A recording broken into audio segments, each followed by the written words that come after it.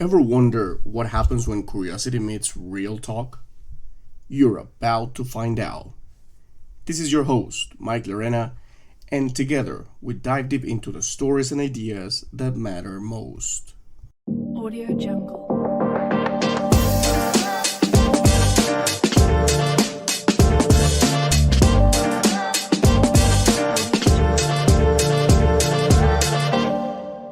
Learning a new language isn't just about words, it's about expanding your horizons, enhancing your career, and connecting with people globally. Whether you're a language learner or educator, the Languages Pedagogy Podcast is your go-to resource for expert insights, innovative strategies, and practical tips to supercharge your language journey. Tune in now to sharpen your skills, deepen your understanding, and join a community passionate about the power of language. Incredible listeners, welcome back to another thought-provoking episode of our podcast. Today, we're diving deep into a fascinating topic that has shaped the way languages are taught and learned across the world: the evolution of language teaching methodologies. Whether you're a seasoned language educator, student of language, or simply curious about how teaching has changed over the years, this episode is for you.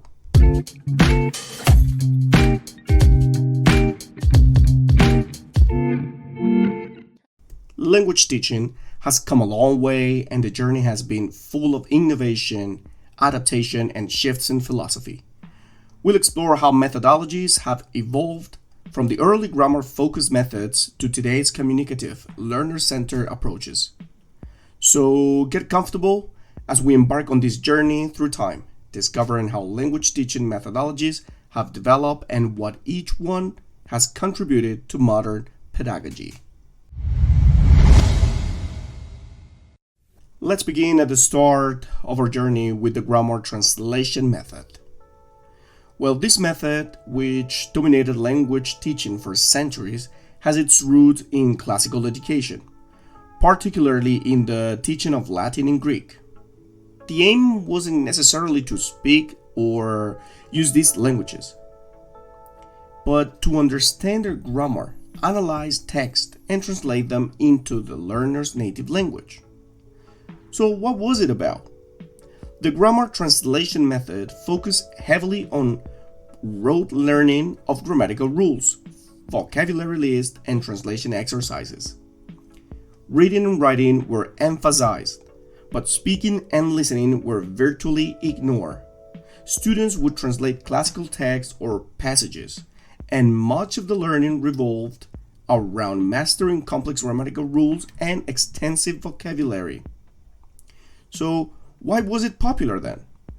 At the time, education was heavily based on mental discipline and intellectual training.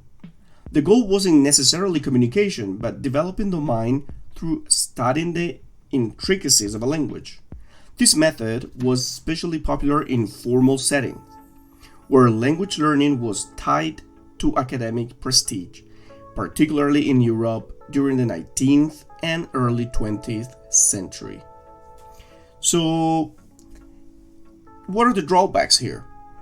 As the world became more interconnected and communication across cultures became more essential, the grammar translation method's limitation became clear.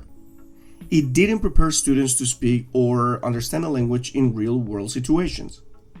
Many students found it dull and disconnected from actual use of the language.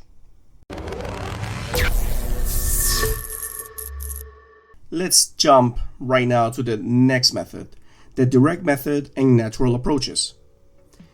Here a little bit of history. By the late 19th century, there was a growing dissatisfaction with the grammar translation method. Language educators began to realize that communication was the true goal of language learning. This led to the birth of the direct method, which took a radically different approach. What was it about? Well, the direct method sought to immerse students in the target language from day one. It rejected translation and grammar explanations, instead encouraging learners to think and speak in the target language And the classes were also conducted exclusively in that language, with vocabulary and grammar taught inductively, meaning students learn through experience and context rather than explicit instruction. The core belief here was that language should be learned in the same way we learn our native language, through speaking and listening, interacting in real-life context, and connecting words directly to their meanings without translating back to the native language. So why did it gain traction then? Well, the rise of travel, international diplomacy, and global commerce created a demand for spoken language proficiency. The direct method resonated with this shift because it emphasized communication, focusing on listening, comprehension, and oral expression, both of which were absent in the grammar translation method. How were the challenges here then? The direct method required highly skilled teachers fluent in the target language. The approach was also seen as lacking structure because it minimized explicit grammar instruction. Students sometimes struggled with more complex grammatical concepts, which led to frustration as they advanced in their studies. And despite these drawbacks, the direct method laid the foundation for more communicative approaches, emphasizing the importance of speaking and contextual learning. Let's jump to the birth of behaviorism, the autolingual method. Now, moving into the mid-20th century, we enter a period influenced by behaviorist theories of learning, particularly in the United States. The autolingual method emerged heavily influenced by both behaviorist psychology and structural linguistics. What was it about? The autolingual method took the idea of language as habit formation seriously. The belief was that language learning involved developing a series of habits through repetition and reinforcement. This approach used drills, memorization, and repetition to ingrain language patterns in the mind. Teachers would present dialogues and have students repeat them over and over to reinforce the correct structures and vocabulary. So in this method, language was often presented in set phrases and dialogues, and the focus was on accuracy. Mistakes were seen as harmful as they could reinforce incorrect habits. It was very much a teacher-centered approach, where students were expected to respond in specific ways and repetition was key. Well, here, what are the pros of this one? The pros here, the autolingual method worked well for teaching pronunciation and set phrases quickly. In the early stages of language learning, students were able to mimic native-like intonation and sentence patterns, making them sound fluent, even if their language use was largely formulaic. What were the cons here? Critics of the autolingual method pointed out that it didn't encourage learners to think creatively in the target language. This sounds like something is happening right now. The heavy reliance on repetition meant that learners weren't developing the ability to generate their own language beyond set patterns. Once learners moved beyond memorized dialogues, they struggled to adapt to new or unpredictable language situations. Despite these limitations, the autolingual method's focus on oral proficiency and repetitive practice helped shape modern language teaching by highlighting the importance of structured speaking practice. And here we go with the next one, the rise of the communicative approach. In the 1970s, we saw another significant shift in language teaching as educators began to emphasize communication over grammatical accuracy. Enter the communicative approach, which continues to influence language teaching today. So what is it about? The communicative approach places communication at the heart of language learning. Its primary goal is for learners to be able to use the language in real-life situations, rather than drilling grammar rules or memorizing dialogues. This method encourages students to interact, express ideas, and negotiate meaning. Grammar and vocabulary are still taught, but they are presented as tools for effective communication rather than as the main goal. Students learn how to function in the target language, how to make requests, express opinions, and ask questions in a variety of contexts. So, what are the strengths here? This approach focuses on fluency over accuracy, understanding that mistakes are part of the learning process. It emphasizes meaningful communication and encourages students to use language in creative and spontaneous ways. In the communicative approach, teachers play the roles of facilitators, guiding students through real-life tasks like role-playing, group discussions, and problem-solving activities that require language use. So what is the impact here? The communicative approach revolutionized language education by prioritizing functional use of the language over rote memorization. It helped learners develop the confidence to speak the language, even if they hadn't yet mastered all the grammatical rules.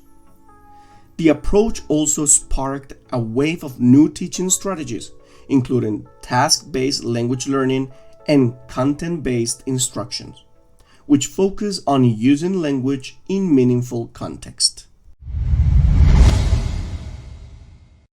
Let's take a look now at the modern innovations. The first one here is blended learning and technology. So fast forward to the 21st century, and we're now living in a time of unprecedented access to language learning tools. Technology has opened up new possibilities for language teaching through blended learning, a mix of face-to-face instruction and digital tools. What is blended learning here? Blended learning combines traditional classroom methods with online and digital resources. For example, learners might attend classes where they engage in communicative activities, but they also use apps like Duolingo, Babel, or Rosetta Stone for independent practice. This approach gives students more flexibility and control over their learning. Flipped classrooms are another innovation, where students watch lessons or complete reading assignments online before class, allowing classroom time to focus on interactive activities such as discussions and group work. What is the role of technology here then? Technology has also made language learning more personalized. Adaptive learning platforms use algorithms to assess learners' strengths and weaknesses, tailoring lessons to their specific needs.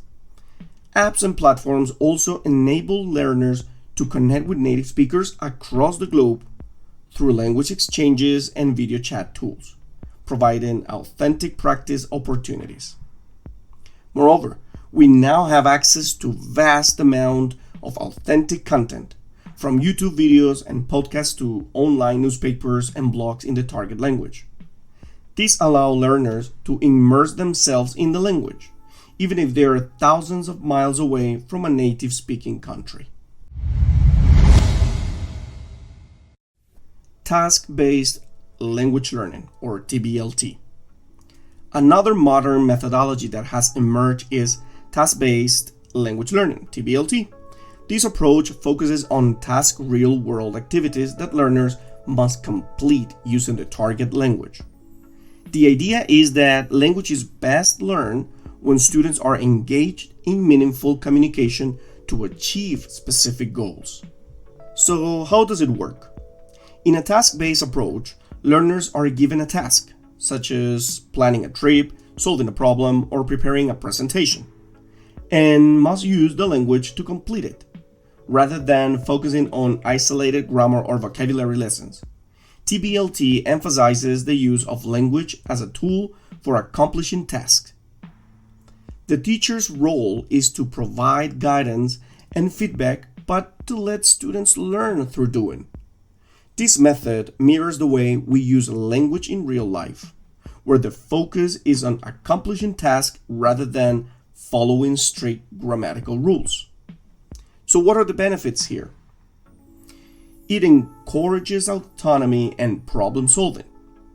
Learners develop both fluency and confidence as they navigate authentic communication scenarios.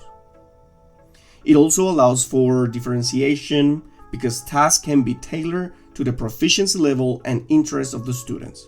So, where are we headed next in the evolution of language teaching methodologies? While it's hard to predict, we can already see trends that suggest language teaching will become increasingly learner-centered and technology-driven. AI-powered tools and virtual reality may soon play larger roles in immersive language experiences, creating more personalized and authentic learning environment than ever before. But even as new technologies emerge, the core principles of language learning remain. The need for meaningful communication, cultural understanding, and human connection. Whether through traditional methods or cutting-edge innovations, language education will continue to evolve, adapting to the changing needs of learners in a globalized world. Hold on a second, before we just head to the next part here, I just wanted to remind you, new episodes drop every Monday, Wednesday, and Friday, so make sure to tune in weekly for your dose of thought-provoking conversation. You can find our show on Apple Podcasts and Spotify, and our website www.mikeenglishonline.com. Remember to subscribe, rate, and follow us for more. Thank you for joining me on this journey through the evolution of language teaching methodologies. It's clear that every approach has contributed something valuable to our understanding of how best to teach and learn languages, from grammar translation to communicative approaches and beyond. The field of language education is rich with history and innovation.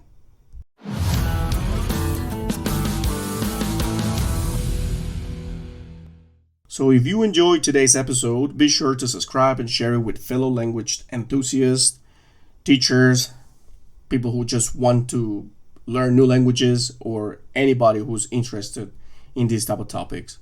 I'd love to hear your thoughts on where you think language teaching is headed next. So feel free to reach out on social media. Until next time, keep learning, keep exploring, and keep growing in your language journey.